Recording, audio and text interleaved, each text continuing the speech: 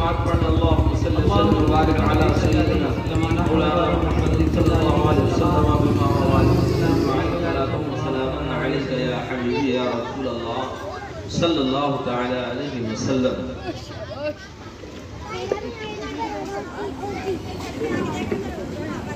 سن 60 ہجری میں جب یزید حضرت امیر معاویہ رضی اللہ تعالی عنہ کے انتقال کے بعد تخت نشین ہوا، اس نے ہر چہار جانب اپنے ہرکارے یا اپنے حکم نامے جاری کیے اور ہرکاروں کو یعنی خطوں کو لے جانے والوں کو بھیجا.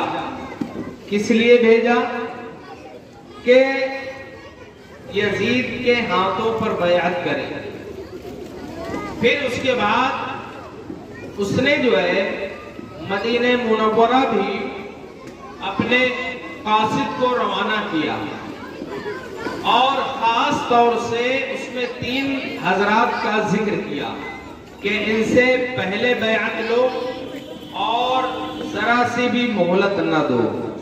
ان 3 اشخاص میں سر فہرست ہیں حضرت امام حسین رضی اللہ تعالی، حضرت عبداللہ ابن زبیر رضی اللہ تعالی، حضرت عبداللہ ابن عمر یا عمر رضی اللہ تعالی عنہم اجمعین. ان 3 حضرات کا ذکر کیا اور پھر اس کے بعد کہا کہ تمام لوگوں سے یزید کے نام کی بیعت لیں اور یہ حکم نامہ جاری کیا. ولید بن عقبہ جو اس وقت مدینہ کے والی یعنی گورنر تھے، ان کے نام یہ حکم نامہ جاری کیا کہ اپنے باپ کے انتقال کی خبر اور اطلاع دی. پھر اس کے بعد یہ کہا کہ یزید کے نام کی بیعت لیجئے اور ذرا سے بھی مہلت نہ دیجئے. جو گریز کرے اعراض کرے اسے اس کے ساتھ سختی سے پیش آئیے. بہرحال اس طرح سے اس نے چاروں طرف حکم نامے جاری کر دیے. جب مدینہ طیبہ میں اس کا ہرکارہ آیا، حکم نامہ لے کر کے اس کا قاصد آیا تو آ کر کے ولید بن عقبہ کے پاس جب پہنچا، اس وقت تک مدینہ منورہ کے لوگوں کو حضرت امیر معاویہ کے انتقال کی خبر نہ تھی، انہیں یہ اطلاع نہ تھی. ولید بن عقبہ نے جب حکم نامہ کو کھولا اس میں دیکھا کہ حضرت امیر معاویہ رضی اللہ تعالی عنہ کا انتقال ہو گیا ہے. انا للہ و انا الیہ راجعون. اس کے بعد یزید نے اپنا حکم جو ہے سنایا کہ تمام سے میرے نام کی بیعت لو اور 3 لوگوں کو خاص طور سے ان سے پہلے بیعت لو، بعد میں پھر دوسروں سے لینا. اس طرح سے جب ولید بن عقبہ نے دیکھا تو وہ گھبرا گئے، کیونکہ حسین ابن علی یعنی حضرت حسین رضی اللہ تعالیٰ حضرت عبداللہ ابن زبیر عبداللہ ابن عمر سے بیعت لینا آسان کام نہ تھا. چنانچہ ولید بن عقبہ نے مشورے کے لیے مروان کو بلایا. وہ مروان جو اپنے باپ کے صلب میں تھا، اس وقت اللہ کے رسول صلی اللہ علیہ وسلم نے اس کے باپ حکم پر لعنت فرمائی تھی اور اسے شہر بدر کرنے کا حکم نافذ فرمایا تھا اور طائف میں رہنے کا حکم دیا تھا. اللہ کے رسول صلی اللہ علیہ وسلم کی بارگاہ میں پیدائش کے بعد جب اس کو لایا گیا، جب یہ حکم مروان پیدا ہوا تو تحنیک کے لیے لایا گیا. آج بھی ہمارے یہاں یہ طریقہ ہے کہ جب ہمارے یہاں کوئی بچہ پیدا ہوتا ہے تو نو مولود کو کسی بزرگ شخص کے منہ سے کچھ چبوا کر ملائم کر کے اس بچے کے منہ میں میٹھی چیز رکھ دی جاتی ہے. یہ حضور صلی اللہ علیہ وسلم کی سنت مبارکہ ہے اور الحمدللہ آج بھی یہ لوگوں میں رائج ہے. جو لوگ نہیں جانتے ہیں تو وہ یاد کر لیں اور جو لوگ جانتے ہیں ان کے لیے ریمائنڈ ہو گیا کہ یہ سنت رسول صلی اللہ علیہ وسلم ہے. تو جب مروان کی پیدائش ہوئی تو تحنیک کے لیے اسے تحنیک کہا جاتا ہے. حضور صلی اللہ علیہ وسلم کی بارگاہ میں مروان کو لایا گیا تو حضور نے جب اس کو دیکھا تو ارشاد فرمایا کہ گرگٹ کا بیٹا گرگٹ، یعنی کہ گرگٹ فرمایا۔ آپ اندازہ لگائیں کہ اس کے باپ پر جب اللہ کے رسول صلی اللہ علیہ وسلم نے لعنت فرمائی تو اس کا اثر تو ادھر آنا ہی تھا، جبکہ یہ اپنے باپ کی پیٹھ میں تھا، یعنی صلب میں تھا، ابھی جو ہے ماں کے پیٹ میں نہ گیا اور نہ ابھی اس کی پیدائش ہوئی۔ اس وقت اللہ کے رسول نے اس کے باپ حکم پر لعنت فرمائی تھی۔ حضرت عائشہ صدیقہ رضی اللہ تعالی عنہا ارشاد فرماتی ہیں کہ جب اللہ کے رسول نے اس پر لعنت فرمائی تھی تو یہ اپنے باپ کے صلب میں رہا ہوگا، تو یقیناً یہ اپنے باپ کے ساتھ ساتھ یہ بھی جو ہے لعنت کا مستحق بنا ہوگا۔ جب ایسے شخص کو مشورے کے لیے بلایا جائے گا تو بھلا کیا اس سے خیر کی امید کی جا سکتی ہے؟ بہرحال ولید بن عقبہ انہوں نے مروان کو بلایا کاہے کے لیے؟ مشورے کے لیے۔ مشورہ تو کیا کیا جائے؟ اس نے یہ آیا، آ کر کے اس نے مشورہ دیا، تمام حالات سے ولید بن عقبہ نے آگاہ کیا کہ حضرت امیر معاویہ کا انتقال ہو گیا ہے، یزید نے تمام لوگوں سے بیعت طلب کی ہے اور حضرت حسین حضرت عبداللہ ابن زبیر عبداللہ ابن عمر سے پہلے کہا ہے، کیا کیا جائے؟ تو کہا انہیں مہلت نہ دیجیے، فوراً بلائیے، اگر یہ مانے بیعت کر لے تو بہتر ہے، ورنہ انہیں فوراً قتل کر دو۔ حضرت ولید بن عقبہ انہوں نے فوراً اپنے لوگوں کو بھیجا، بھیج کر کے حضرت امام حسین رضی اللہ تعالیٰ عنہ کو بلوایا۔ حضرت امام حسین نے کہا گورنر ہاؤس میں میرا کیا کام؟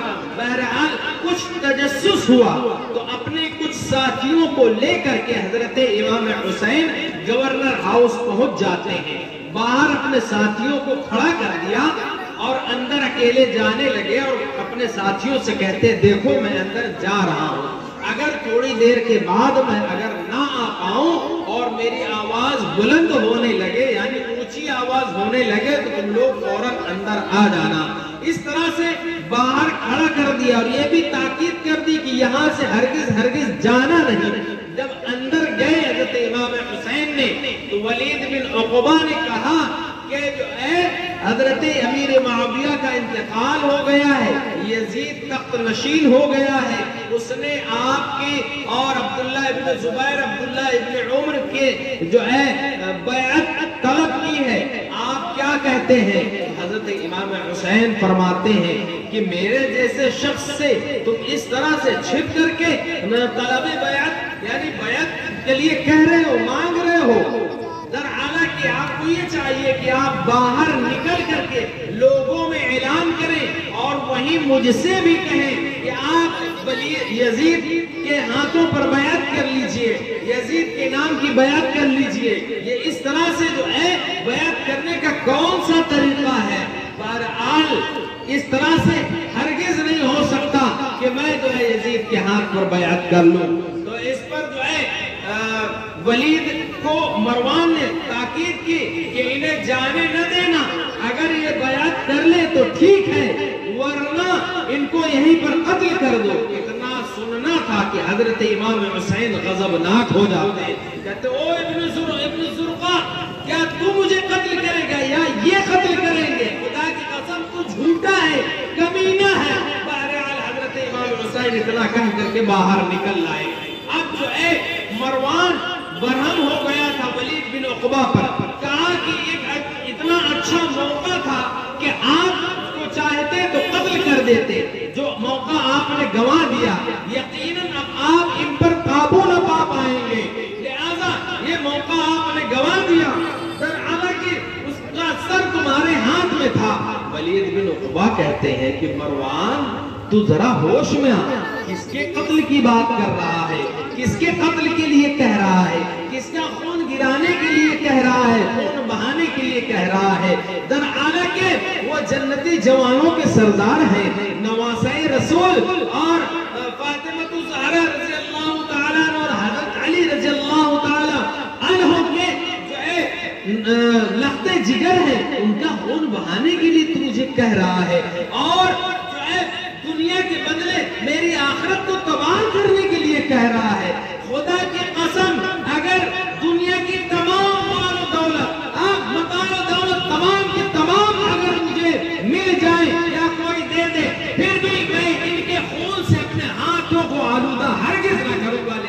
امام حسین کو ہرگز نہ قتل کرو، صرف اس بنا پر کہ امام حسین نے یزید کی بیعت نہیں کی، اس بنا پر انہوں نے قتل کر دو، ایسا ہرگز نہیں ہو سکتا۔ بہرحال حضرت امام حسین رضی اللہ تعالیٰ عنہ اپنے گھر واپس تشریف لے جاتے ہیں۔ اس میں ولید بن عقبہ اور مروان میں جو باعث و مباحثہ ہوتی ہے، یہ ہونے کے بعد امام حسین کو شام کے وقت ولید بن عقبہ پھر بلواتے ہیں۔ جب قاصد یعنی کہنے والا جو حکم نامہ لے کر کے گیا، چونکہ وہ گورنر تھے ولید بن عقبہ، حکم نامہ لے کر پہنچا کہ ولید بن عقبہ اے امام حسین آپ کو بلاتے ہیں، لہٰذا آپ تشریف لے چلیے۔ تو امام حسین فوراً سمجھ گئے کچھ معاملہ ہے، تو امام حسین نے فرمایا کہ اب ابھی تو میں نہیں آ سکتا، کل صبح انشاءاللہ دیکھا جائے گا، دیکھتے ہیں کیا ہوتا۔ اب ادھر آپ نے مدینہ منورہ کو چھوڑنے کا ارادہ کر لیا اور گھر میں آئے، آ کر کے اپنی مستورات کو اور جن جن لوگوں کو جانا تھا تمام کو تاکید کر دی کہ تیاری کر لیجئے، ہمیں رات میں مدینہ منورہ سے مکہ معظمہ کی طرف روانہ ہونا۔ اس طرح سے حضرت امام حسین رضی اللہ تعالیٰ اپنے نانا جان کا پیارا شہر چھوڑنے کے لیے مجبور ہو گئے، وہ شہر کہ جو نانا جان کو سب سے زیادہ پیارا۔ اللہ کے رسول صلی اللہ تعالیٰ علیہ وسلم خود ارشاد فرماتے ہیں، کوئی نبی اسی شہر میں یا اسی مقام پر انتقال فرماتا ہے جو مقام، جو جگہ اس نبی کی سب سے زیادہ پسندیدہ ہو۔ لہٰذا اللہ کے رسول صلی اللہ علیہ وسلم کا وصال مدینہ منورہ میں ہوا تو گویا کہ سب سے زیادہ پسندیدہ شہر اللہ کے رسول صلی اللہ علیہ وسلم کو مدینہ منورہ ہوا۔ اور جب اللہ کے رسول کو سب سے زیادہ پسندیدہ ہے تو ان کے نواسوں کو کیوں نہ ہوگا؟ یقیناً سب سے زیادہ پسندیدہ شہر، پسندیدہ جگہ مدینہ منورہ ہوگا۔ کیوں نہ ہو کہ بچپنے سے لے کر کے اس عمر تک کچھ عرصے کے لیے آپ کوفہ کے لیے گئے تھے، ورنہ زیادہ تر وقت آپ کا جو ہے مدینہ منورہ میں ہی گزرا۔ اور جب جس گلیوں سے آپ گزرو یا جس مقام پر رہو، جس جگہ پر رہو، اگرچہ وہ گندا ہی کیوں نہ ہو، وہاں کے راستے ٹوٹے پھوٹے ہی کیوں نہ ہو، وہاں کا علاقہ بدبودار ہی کیوں نہ ہو، کچھ بھی ہو جائے، حتیٰ کہ کچھ بھی ہو جائے، کوئی بھی چیز پسند کرنے والی نہ ہو، پھر بھی جس مقام پر جس جگہ آپ رہیں اس سے لام اعلیٰ محبت ہو جاتی ہے۔ پھر تو حضور صلی اللہ علیہ وسلم کا محبوب ترین شہر، اس سے کیوں نہ محبت ہوگی جبکہ آپ ان کے نواسے ہیں۔ آپ اندازہ لگائیں کہ اتنا پیارا شہر، نانا جان کا شہر، اور اس کو چھوڑ کر کے آج جانے کی حالت آ گئی ہے، نوبت آ گئی ہے۔ اللہ اللہ، تمام جو ہے اونٹ پر کجاوے کسے گئے، تیاری ہو گئی، اشکبار آنکھوں سے گھر سے مستورات اور بچے نکلے، اور حضرت امام حسین رضی اللہ تعالیٰ آخری سلام عرض کرنے کے لیے نانا حضور کے بارگاہ میں روضہ اقدس پر حاضر ہوئے ہوں گے۔ آپ حاضر ہوئے، آپ اندازہ لگائیں کس انداز میں نانا جان سے عرض کیا ہوگا کہ نانا جان، آپ کا پیارا نواسا آپ کا پیارا شہر چھوڑ کر کے جا رہا ہے، آپ کا اے نانا جان، آپ کا یہ پیارا نواسا یہ شہر چھوڑ کر کے ہمیشہ ہمیشہ کے لیے جا رہا ہے، آپ کی شریعت کو، آپ کے دین اسلام کی بقا کے لیے، حفاظت کے لیے، یہ اپنا سر کٹوانے کے لیے جا رہا ہے۔ اے نانا جان، کہ میں وہ حسین ہوں جس کے لیے یہ اپنا بچہ لے کر کے آئی تھی، میں وہ دلبند فاطمہ ہوں جس کا گہوارہ فرشتے جھلایا کرتے تھے۔ اے نانا جان، میں وہی حسین ہوں جن کو آپ کاندھوں پر سوار فرمایا کرتے تھے۔ اے نانا جان، میں وہی حسین ہوں جو مدینے کی گلیوں میں پھرا کرتے تھے، مدینے کی گلیوں میں ٹہلا کرتے تھے، گھوما کرتے تھے، اور لوگ عش کیا کرتے تھے، بچے جو ہے حسرت سے اور رشک کی نگاہوں سے دیکھا کرتے تھے کہ محمد رسول اللہ صلی اللہ علیہ وسلم کے نواسے آ رہے ہیں، اور ان کے نواسے سے جا رہے ہیں رشی سے دیکھا کرتے تھے، آج میرا یہ عزیز ترین وطن یہ آج چھوٹ رہا ہے۔ آپ اندازہ لگائیں کہ سب سے زیادہ عزیز ترین وطن جب چھوٹتا ہے تو جو ہے کتنی تکلیف ہوتی ہے۔ حضرت امام حسین کو بھی ہوئی ہوگی، لہذا اشکبار آنکھوں سے الوداع نانا جان کو کہتے ہیں، الوداع الوداع نانا جان الوداع، آپ کا نواسا ہمیشہ ہمیشہ کے لیے آپ سے جدا ہو رہا ہے، جا رہا ہے۔ اللہ اللہ، حضرت امام علی مقام امام حسین، حضرت امام حسین حضور صلی اللہ تعالی علیہ وسلم کو سلام کرتے ہوئے قافلے میں آ جاتے ہیں۔ اب یہ چھوٹا سا مقدس قافلہ مدینہ منورہ سے مکہ معظمہ کی طرف کوچ کر جاتا ہے۔ اللہ اکبر کبیرہ۔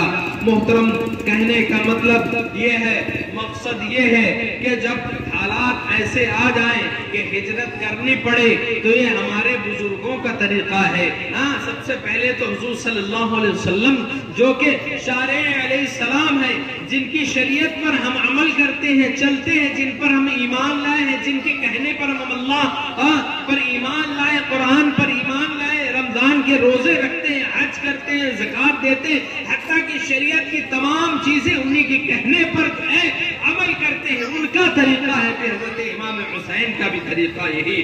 اب اس کے بعد حضرت امام حسین مکہ معظمہ پہنچ جاتے ہیں، شعبہ ابو طالب میں جو ہے پناہ گزی کی حیثیت سے آپ تشریف فرما ہوتے ہیں۔ لوگ جوق در جوق تشریف لاتے ہیں آپ کی زیارت کے لیے کہ نواسہ رسول ہم میں تشریف لائے ہیں۔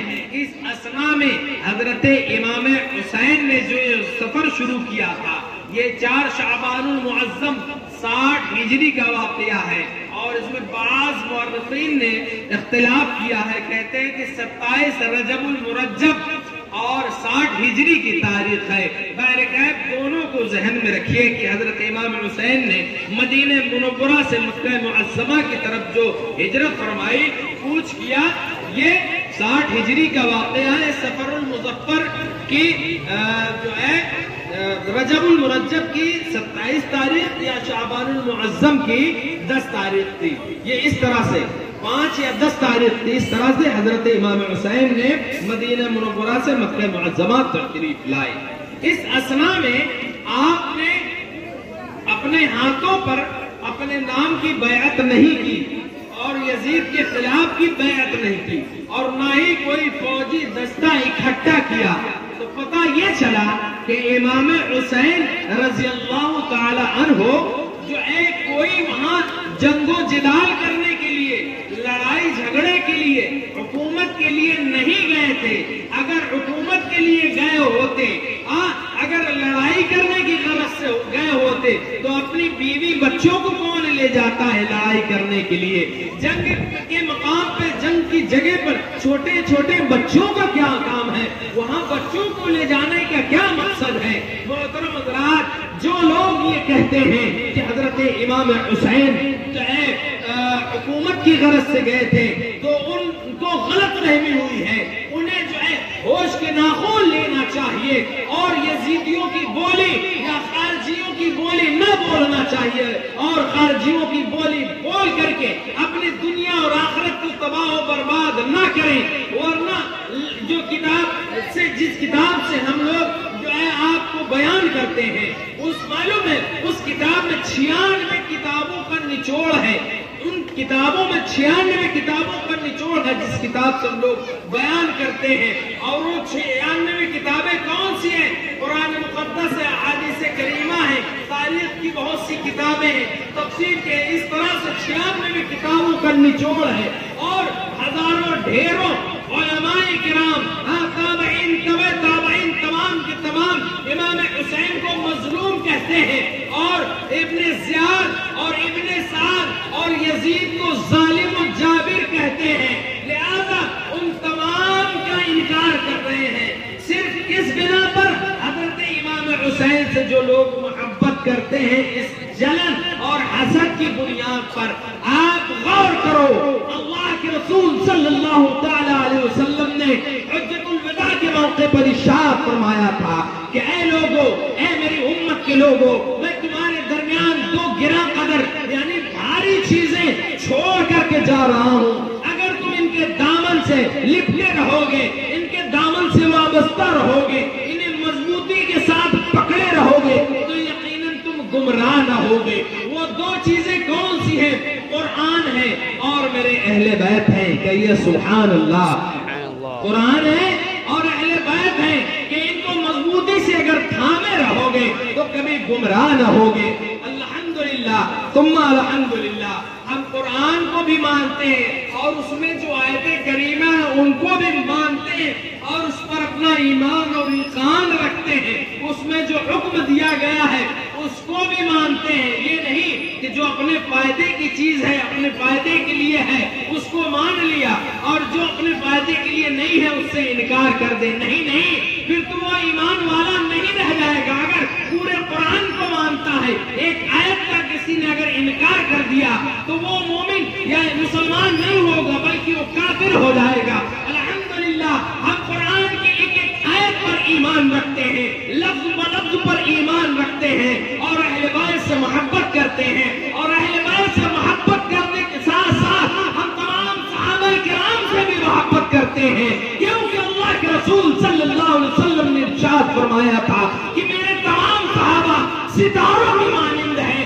لہذا تم میں سے اگر کوئی اس میں سے کسی میرے ایک صحابی کی اتباع کر لے، اس کی اتباع کر لے تو وہ جو ہے ہدایت پا جائے گا۔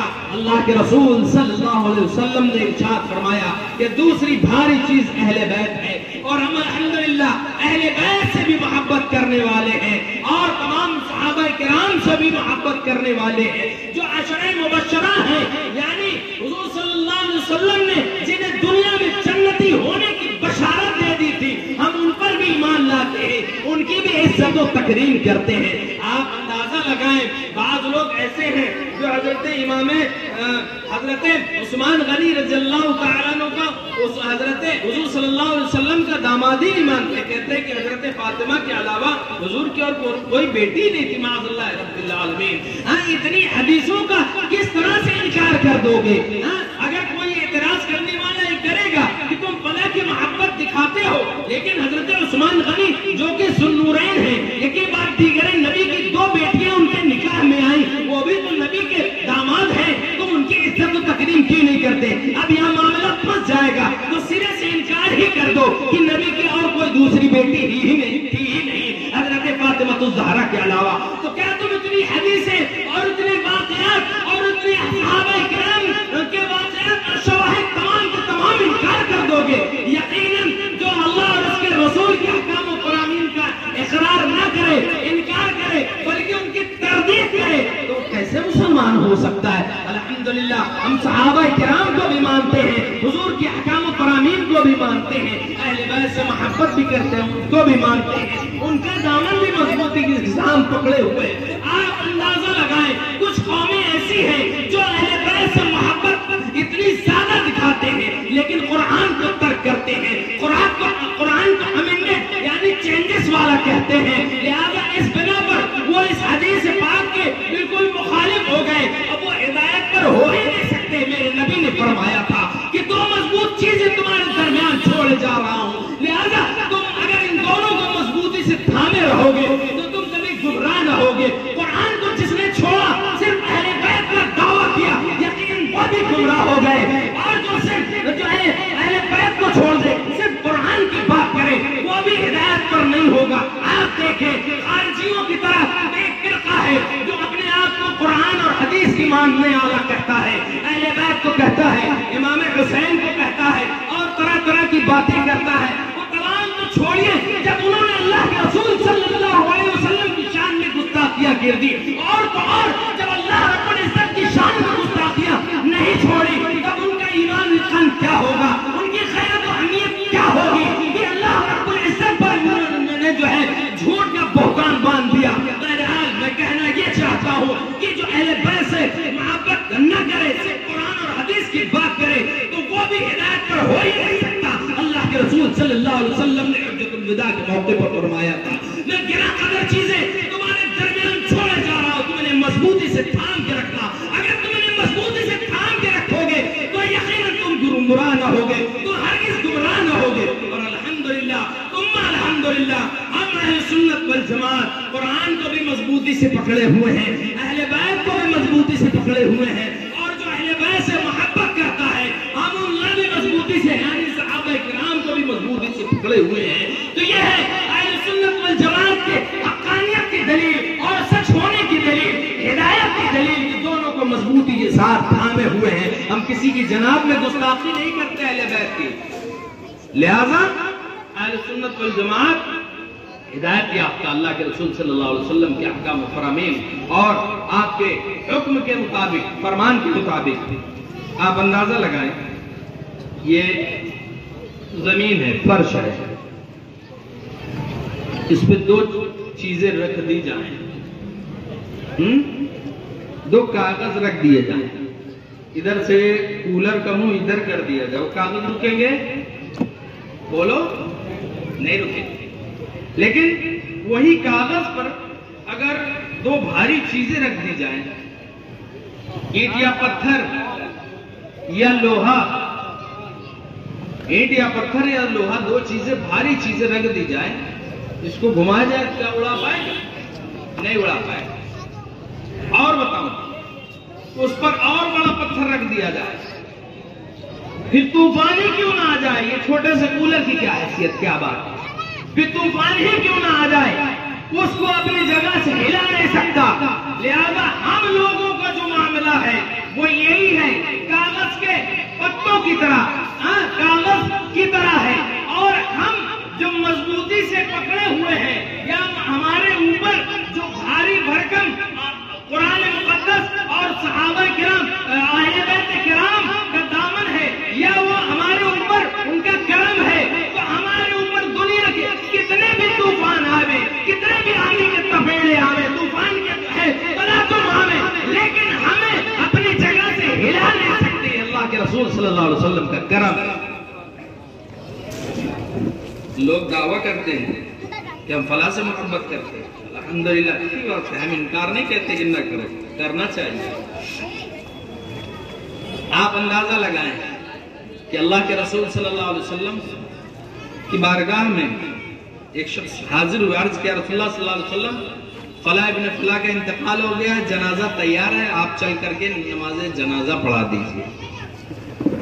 हुजूर सल्लल्लाहु अलैहि वसल्लम तशरीफ ले गए, जहां जनाजा है, लोग मौजूद हैं, चेहरा खुलवाया, देखा, और फिर उसके बाद हुजूर वापस तशरीफ लाए। किसी ने अर्ज किया, या रसूलुल्लाह सल्लल्लाहु अलैहि वसल्लम, ये एतराज और ये क्या मामला है? हुजूर ने इरशाद फरमाया कि इसकी नमाज जनाजा मैं न पढ़ाऊंगा, तुमको पढ़ना है तो पढ़ लो। क्या फरमाते हैं? तुमको पढ़ना है तो पढ़ लो, मैं इनकी नमाज जनाजा ना पढ़ूंगा। अर्ज किया, रसूलुल्लाह सल्लल्लाहु अलैहि वसल्लम, क्या वजह, इसका रीजन क्या है? तो हुजूर इरशाद फरमाते हैं कि ये मेरे उस्मान का अपने दिल में बोझ रखता था, इस वजह से मैं इसकी नमाज जनाजा नहीं पढ़ाऊंगा। आप अंदाजा लगाएं, गैब का नबी है, हुजरे में बैठ करके जान जाते कि कौन क्या है क्या नहीं है, वहीं से मना कर देते, लेकिन अपने उम्मत को ये दर्श देना था कि जो मेरे सहाबा से या मेरे अहले बैत से बुग़्ज़ रखे तो मैं उसके लिए क्या करता हूँ। जब हुजूर ने उसकी नमाज जनाजा पढ़ाने से इनकार कर दिया, लेकिन हुजूर वहीं से मना कर देते, मना नहीं किया, बल्कि आप जनाजे तक गए, जनाजे पर जाने के बाद फिर वहां से मना फरमाया। ये उम्मत की तालीम के लिए था। आप अंदाजा लगाए कि उम्मत को यही तालीम देना था कि मेरे सहाबा से जो बुग़्ज़ रखे, मेरे अहले बैत से जो बुग़्ज़ रखे, उसकी नमाज जनाजा नहीं पढ़ी जाए। अल्लाह अल्लाह, अब कहां जाएंगे वो लोग जो हजरत उस्मान गनी का इनकार करते हैं, हजरत अबू बकर सिद्दीक की सदाकत का इनकार करते हैं, उमर फारूक आजम की अदालत का इनकार करते हैं। लिहाजा कहीं भी किसी भी तरह से बच ना पाएंगे। जब बात आती है कहने की, जब बात कह दी जाती है तो लोगों को तकलीफ होती है। इसलिए हम अक्सर व बेशतर कहा करते हैं کہ ہم اہل سنہ والجماع ہیں، بریلوی ہیں، اور بریلویوں کا یہ خاصہ ہوتا ہے کہ پہلے تو کسی کو چھیڑو نہیں، اور کوئی چھیڑ دے تو چھوڑو نہیں۔ بہرحال ہمیں ان سے کیا مطلب ہے، کیا لینا دینا، یہ ضمنی بات میں نے آپ کو بتا دی، آپ کے گوشے گزار کر دی، میں امام حسین کا بیان کر رہا ہوں۔ حضرت امام حسین رضی اللہ تعالیٰ عنہ مکہ معظمہ میں پناہ گزی کی حیثیت سے شعب ابو طالب میں مقیم ہوئے، تو اس وقت آپ نے کوئی سینا نہیں کھٹی کی، کوئی آرمی نہیں کھٹا کی، نہ ہی اپنے ہاتھ پر بیعت کی یزید کے خلاف۔ حضرت امام حسین پناہ گزی کی حیثیت سے ٹھہرے تھے۔ اس دوران کوفے سے بہت سے خطوط آئے۔ جب کوفہ کے لوگوں کو پتہ چلا امیر معاویہ رضی اللہ تعالیٰ عنہ کا انتقال ہو گیا ہے اور حضرت امام حسین نے یزید کے ہاتھ پر بیعت کرنے سے انکار کیا اور مدینہ چھوڑ کر مکہ معظمہ چلے گئے، تو تمام کوفہ کے لوگ سلیمان کے ایک شخص سلیمان نامی اس کے گھر پر جمع ہوئے۔ یہ کوفہ شہر جو ہے یہ کربلا کے قریب ہے، اور یہ کوفہ شہر کی بنیاد 14 سے 16 ہجری کے درمیان قادسیہ وغیرہ میں مسلمانوں کی فوج نے فتح کیا، فتوحات پر عراق میں اپنا پڑاؤ ڈالا، تو مدائن کی آب و ہوا فوجیوں کو راس نہیں آ رہی، یعنی سوٹیبل نہیں تھی، سیٹ نہیں ہو رہی۔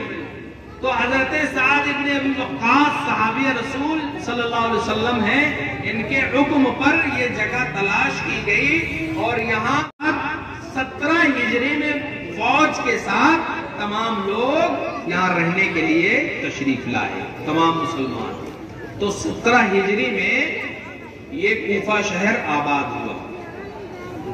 حضرت علی کے زمانے سے یہ کوفہ شہر حضرت علی کے محبوں کا مرکز رہا ہے، یعنی شیعان علی وہاں رہتے ہیں۔ حضرت امام حسین کے، حضرت علی رضی اللہ تعالی عنہما کے شیعوں کا یہ مرکز تھا۔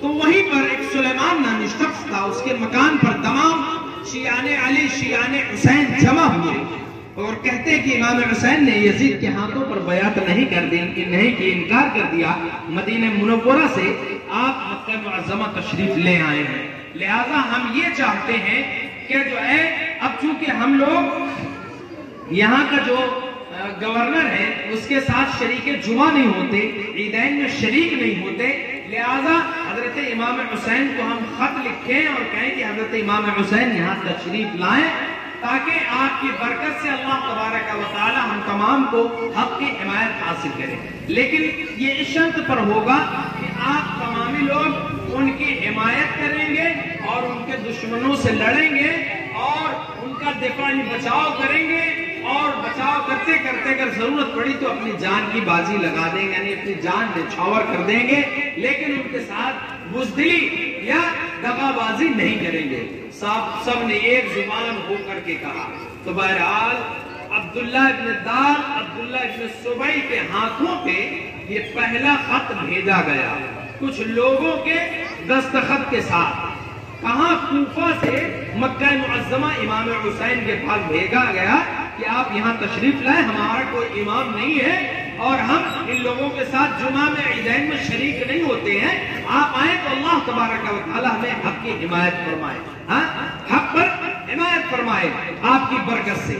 حضرت امام حسین کے پاس 10 رمضان المبارک 60 ہجری کو یہ پہلا خط پہنچتا ہے۔ 3 دن کے اندر لگ بھگ 53 عرضیاں، 53 خطوط پھر تیار ہو گئے، جو ایک، کسی میں 2، کسی میں 3، کسی میں 4 لوگوں کے دستخط ہوئے اور وہ روانہ کر دیے گئے۔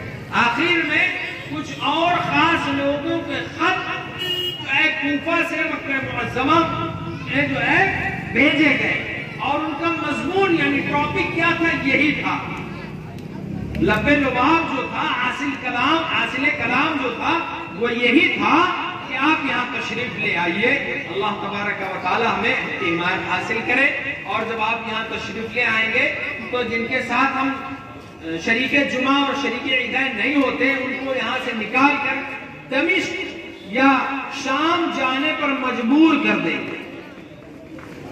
جب حضرت امام حسین رضی اللہ تعالیٰ عنہ پاس اتنی چٹھیاں آ گئی، صحابہ کرام نے دیکھا، بڑے بڑے جلیل القدر صحابہ کرام جو اس وقت تھے، تمام نے امام حسین کو منع کیا، اے امام حسین، وہاں کے لوگوں کی بدعہدی، وعدہ خلافی بہت مشہور ہے، وہ ذرا سی بات میں مکر جاتے ہیں، ذرا سی بات پر مکر جاتے ہیں۔ آپ یہاں سامنے ہیں، ٹھیک ہے، ابھی پلٹے نہیں کہ فوراً مکر جائیں گے۔ آج کل کے لوگوں کو بھی یہ خاصہ ہوا جا رہا ہے، لہذا زبان کے دھنی بنیے۔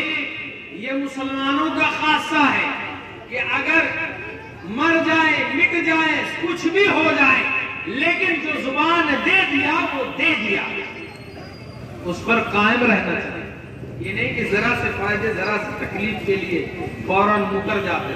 چلیے اس وقت کا معاملہ تھا تو جان کی بازی لگانی پڑتی تھی، ذرا سی بات پہ جان دینی پڑ جاتی، لیکن اب کون سی جان کی بازی لگ رہی؟ تو کم از کم اب تو اپنی زبان کو پکا رکھو، مردوں والا کام کرو۔ سب کی بات کر رہا ہوں، اس میں بھی شامل ہوں۔ وہ یہ نہیں کہ میں آپ کو کہہ رہا ہوں کہ میں بڑا اونچا ہوں، یا میں بڑا اونچا ہوں آپ بڑے نیچے، ایسی بات نہیں ہے۔ اگر کوئی عالم عوام کو تنبیہ کرتا ہے، کسی چیز کی تعلیم کرتا ہے، تو میں یہ کہتا ہوں اللہ تبارک و تعالیٰ سب سے پہلے مجھے عمل کی توفیق عطا فرمائے، پھر اس کے بعد آپ تمام کو اس کی توفیق عطا فرمائے۔ ٹھیک ہے، بات سمجھ میں آئی نا؟ تو اس طرح سے جو پیغام ہوا، صحابہ کرام منع کرنے لگے، اے امام حسین آپ وہاں نہ جائیں، وہاں کے لوگ دینار و درہم کے بندے ہیں، وہ دنیا کے لالچی ہیں، لہذا وہ ابھی آپ کو بلا رہے ہیں اور وہ وقت دور نہیں ہے کہ وہ آپ پر تلواریں اٹھائیں۔ ان کی بدعہدی بہت مشہور ہے، وہ شروع سے اپنے زبان کے پھرنے والے ہیں، بدعہد ہیں، وعدہ خلاف ہیں، لہذا امام حسین آپ وہاں تشریف نہ لے جائیں۔ اگر آپ یہاں رہتے ہیں تو آپ کے لیے فوج اکٹھا کی جائے گی، اطراف و جوانب میں جتنے قبیلے ہیں تمام قبائل سے آپ کے نام کی بیعت کی جائے گی اور وہاں سے بھی فوجی دستے بلائے جائیں گے، لہذا اے امام حسین آپ کوفہ نہ جائیے۔ حالانکہ تمام صحابہ کرام جانتے تھے کہ حضرت امام حسین کو شہید کیا جائے گا، اور میرے آقا کریم صلی اللہ تعالی وسلم نے ارشاد فرمایا تھا، حضرت براء بن عازب رضی اللہ تعالی عنہ اس حدیث کے راوی ہیں، حضور ارشاد فرماتے ہیں کہ میری سنت کو سب سے بدلنے والا میری امت کا پہلا شخص ہوگا جس کا نام یزید ہوگا، اور یہ بھی حضور جانتے تھے کہ میرے نواسے کو کون شہید کرے گا، لیکن رب کی مرضی یہی تھی کہ اے مصطفیٰ اپنے نواسے کو ذبح کرواؤ، اس کے خون سے میں اپنے دین کو سچواؤ، تبھی تمہارا دین میرا دین یہ جو ہے بچ سکتا ہے۔ اللہ اور اس کے رسول کے درمیان عہد و پیمان ہو گیا تھا، پھر اللہ کے رسول نے اپنے نواسے سے عہد و پیمان کیا تھا، ورنہ یہی وجہ ہے کہ تمام جو ہے اپنے بچوں کو منہ چوما کرتے ہیں۔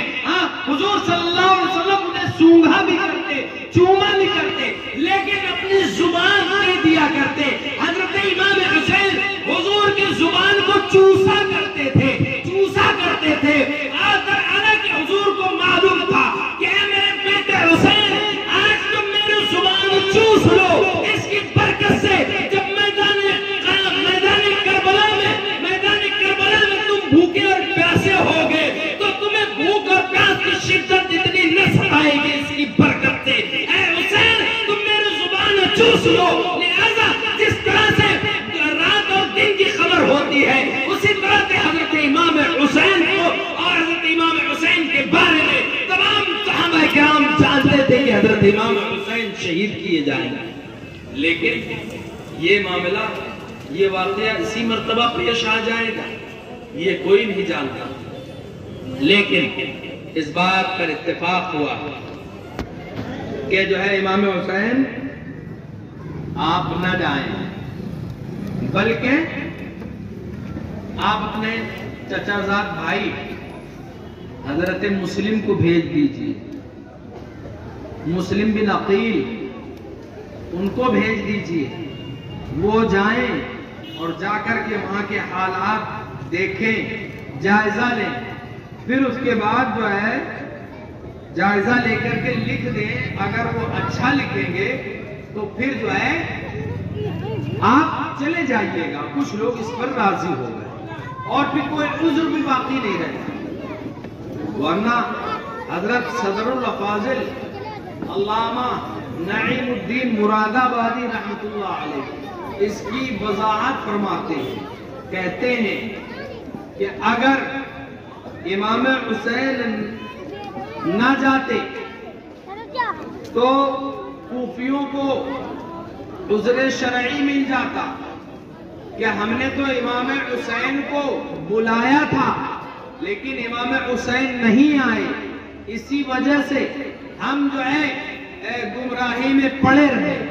ہاں، اب اس کے بعد امام حسین کے پاس بھی عذر شرعی نہ ہوتا کہ امام مسلم نے جب سب کچھ لکھ کر کے بھیج دیا تب جو ہے اب جانے کا یا نہ جانے کا کوئی مطلب ہی نہیں ہے، یعنی اب جانا ہے۔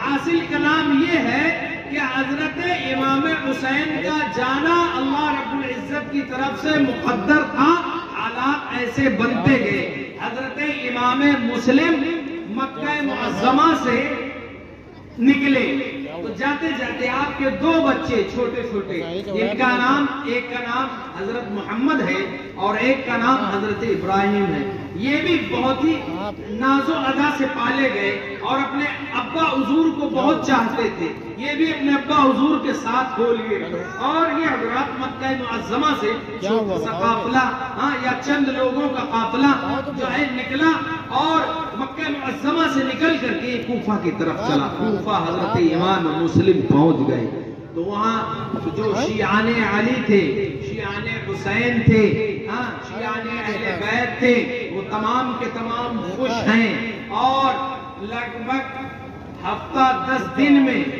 12,000، بعض روایتوں میں آیا ہے کہ 40,000 اہالیان کوفہ یعنی کوفہ والوں نے حضرت امام حسین کی بیعت کر لی حضرت امام مسلم کے ہاتھوں پر۔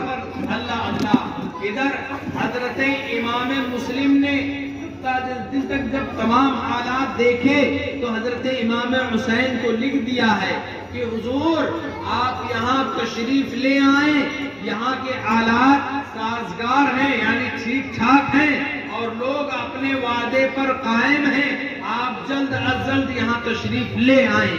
اللہ اللہ، یہ خط ایک شخص کے سپرد کرتے مکہ معظمہ کے لیے بھیج دیا گیا۔ اب اس کے بعد